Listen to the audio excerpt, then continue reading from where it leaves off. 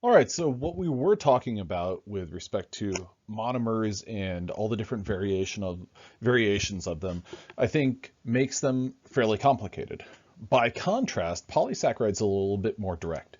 So natural carbohydrates are usually found as polymers, and those polymers fall into one of two different major categories. They are homopolysaccharides. That means that they are one monomeric unit repeating over and over and over and over again, or they are heteropolysaccharides, in which case it's multiple monomeric units that repeat in some pattern or sequence over and over and over and over again. Now, those two different major classifications can fall into these. They can either be linear molecules or they can be branched molecules. If they are a linear molecule, then that is going to be one type of glycosidic linkage. For instance, that would be a 1,4 glycosidic linkage over and over and over and over and over again. By contrast, a branched molecule is going to have something like a 1,4 glycosidic linkage and a 1,6 glycosidic linkage, just as examples there. Polysaccharides do not have a defined molecular weight because, well, they can be built upon and built upon and built upon. It's in contrast to proteins because, unlike proteins, no template is used to make a polysaccharide. For instance, glycogen is one of the most common polysaccharides that people know, and glycogen, well, we have glycogen reserves in our bodies, and those reserves can be huge molecules or they can be depleted and thus are very small molecules. Polysaccharides are often in a state of flux. Monomeric units are going to be added or removed as needed by that organism, like glycogen in our bodies. So a homopolysaccharide, like I said, can fall into one of two different categories. It can be linear or unbranched, or it can be branched. This would be a representation of our unbranched. This would be a representation of our branched. Heteropolysaccharides are going to be unbranched, or they're going to be branched. And this shows two different monomers versus three different monomers. Homopolymers of glucose, so a glucose molecule repeated over and over and over again, is branched into the molecule known as glycogen. So glucose monomers form alpha 1,4 linkages and alpha 1,6 linkages, but they have a little bit of a pattern. Every 8 to 12 residues, you're going to find one of those branch points. Now, the molecular weight of this can reach several million. I believe Daltons would be our units for that, but it's going to be absolutely huge. This is a storage molecule in animals. Glucose is also dynamic because of the fact that it can form a homopolymer in the form of starch. Now, starch is actually a mixture, and this is one of the things that's a little bit confusing. Starch is a mixture of two homopolysaccharides, one of which is known as amylose. It's an unbranched, so linear, of alpha 1,4 linked residues.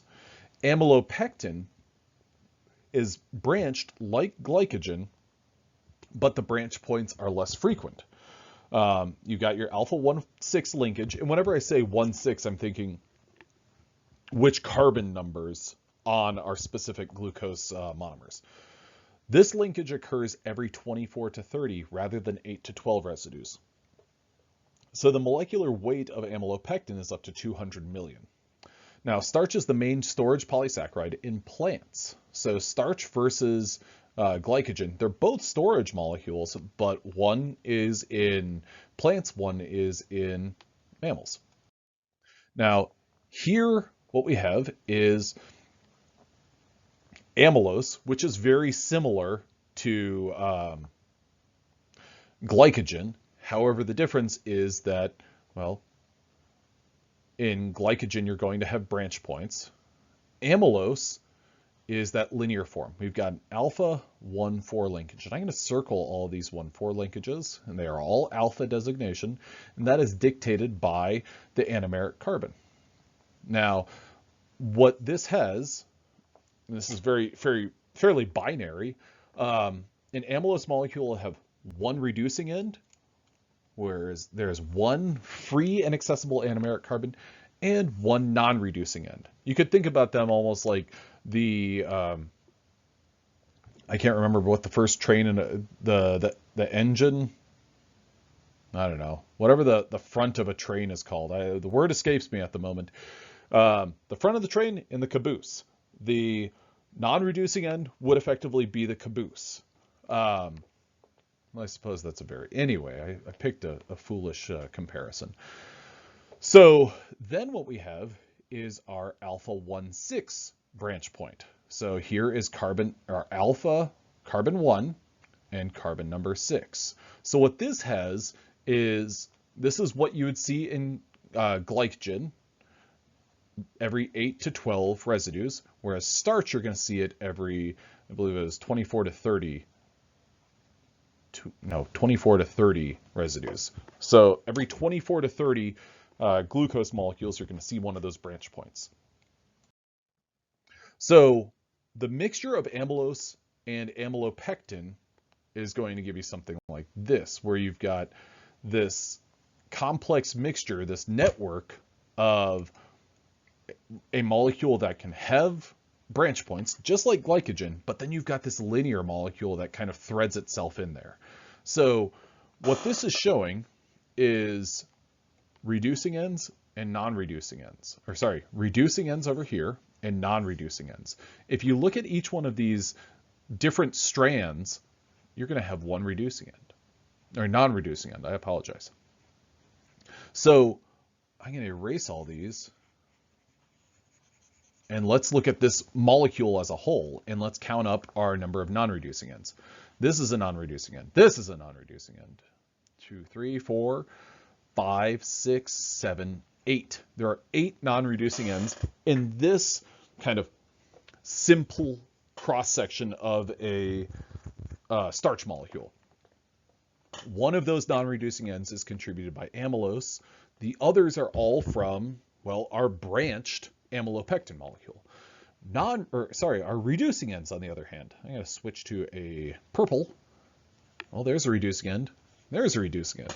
We've only got 2 reducing ends compared to our 8 non-reducing ends. If you remove that amylose, well, then you've got 1 reducing end and 7 non-reducing ends. So the ratio of reducing to non-reducing ends, you've got tons of non-reducing ends that can stem from an amylopectin molecule or a glycogen molecule, because keep in mind, glycogen looks similar to amylopectin.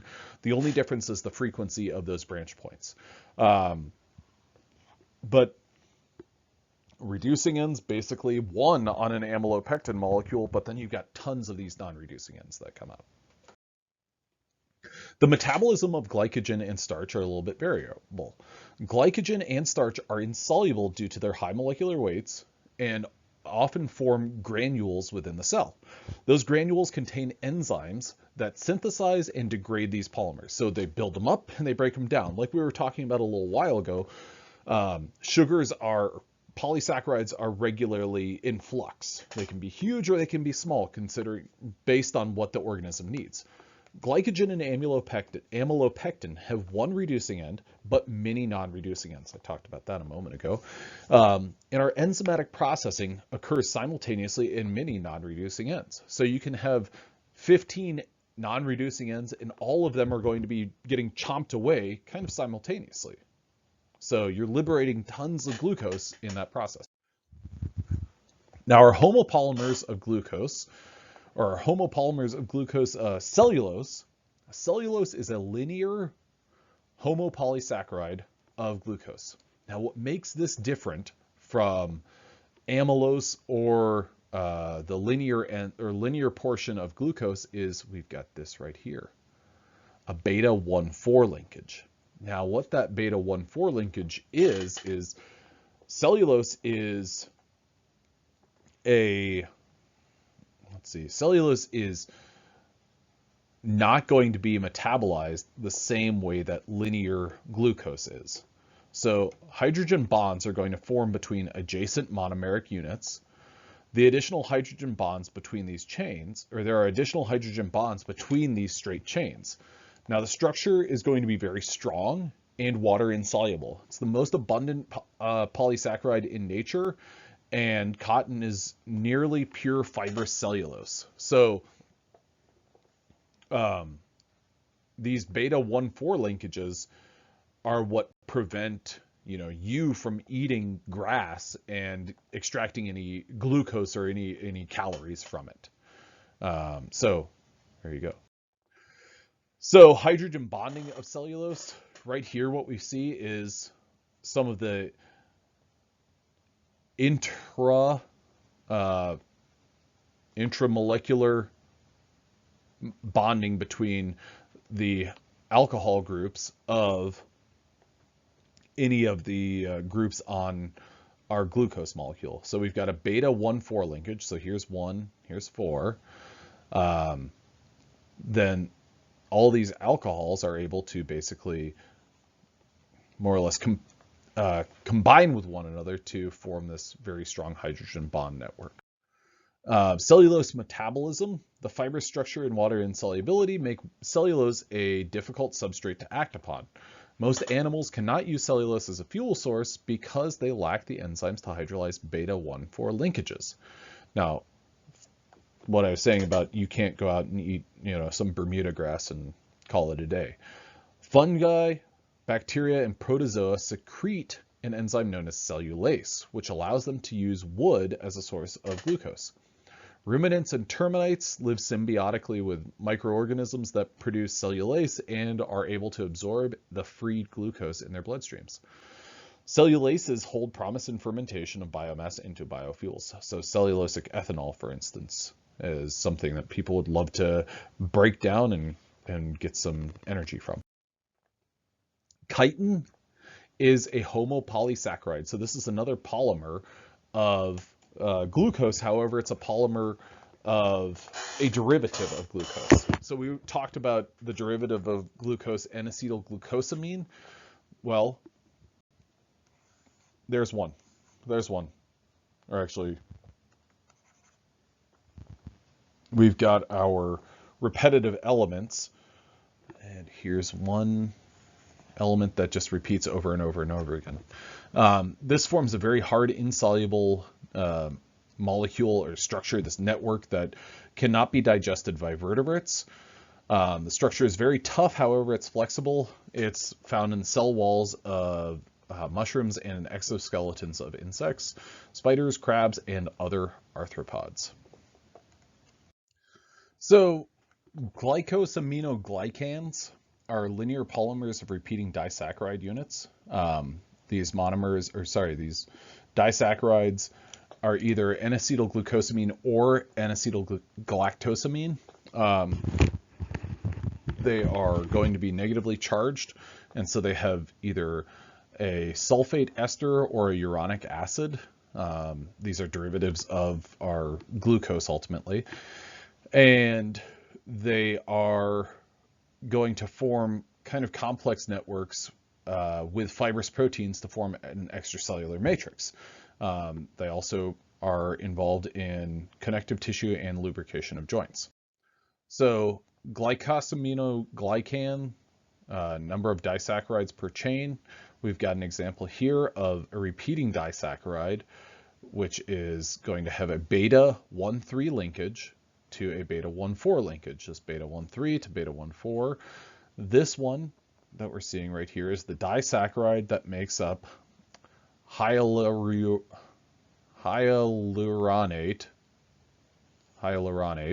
and this one is chondroitin 4-sulfate. Okay, so this hyaluronate is going to have approximately 50,000 of these disaccharides, these repeating disaccharides, whereas chondroitin is going to have about 20 to 60 of them. Another example would be something like keratin sulfate, where here's our sulfate ester. We've got a beta 1,4 linkage to a beta 1,3 linkage. We've got our galactose, and here's our derivative of glucose. And that is keratin sulfate's about 25 repetitive elements. Heparin is 50 to 90 of these repetitive elements. And those are alpha 1,4 linkages, repeating over and over again. And here are our derivatives of ultimately glucose, where we've got glucose S3, S6, S to indicate that we've got these sulfates present. And so we started out with a basic molecule of glucose.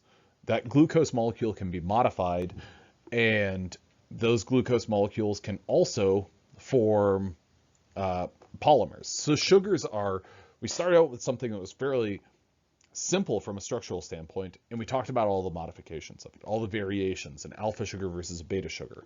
Then we combined them. We talked about a reducing versus a non-reducing sugar. And then we use that as our foundation to then go on to talk about polysaccharides and how large these polysaccharides can be and what they can consist of. And they serve tons of different roles. And so sugars are a very diverse class of molecules, and from a structural standpoint and from a functional standpoint.